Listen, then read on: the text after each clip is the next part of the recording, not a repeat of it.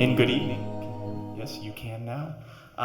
It's a joy to be here today. I want to talk a little bit about what I'm about to perform here, as it's an adaptation of a piece or a part of a piece that you can hear up in the Bear Gallery as part of the Boreal soundscape that's accompanying all the visual artwork that you're hearing. This piece is called Nitrogen Cycles. It's inspired by Dr. Tamara Harms' presentation that she gave near the beginning of this collaboration on nitrogen cycles in the boreal forest. And it was immediately captivating to me, not just the scientific information that she was providing, but if I put it this way, what you're going to see tonight is a lot of scientifically informed art. And what was very captivating about her presentation, the way that she presented it, the way that she gave us the data and what was going on, is that it was really artistically informed science in a way. And it was very captivating the way she presented that information. And so I was inspired almost from the get-go to try and create a piece of music that came out of this information about the nitrogen cycles that she was giving us. So I'll read to you the description that is actually up in the Bear Gallery as part of the installation version of nitrogen cycles.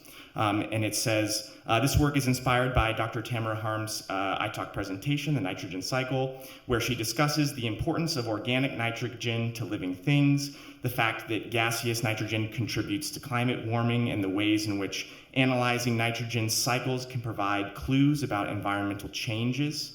However, one of the big things that she noted was that this process is an invisible process to us, and that understanding and valuing and acknowledging invisible things can be quite difficult for us. But it is a fundamental process of this place. And so it's no surprise that representing an invisible process in a musical setting would be a difficult thing to do. And I struggled a long time trying to figure out what I could do. And this actually led me to utilize some sound that is beyond the boreal forest, beyond this location. And it actually comes from the Chacaltaya ski resort, which is no longer in operation due to climate change, which is on top of a mountain in Bolivia. And up there, a contributing artist for this piece, Felix Bloom, recorded these metal pipes that are activated as the wind hovers over them. And you hear these beautiful tones that are coming from these pipes from the wind. And I found that to be somewhat of a foreboding message, as this was once a very popular place to be and a popular place to spend time and to ski and to experience a certain climate of the earth. And now that ski resort is no longer in operation, and all that remains is this wind no longer producing the clouds that bring the snow for this kind of place to happen.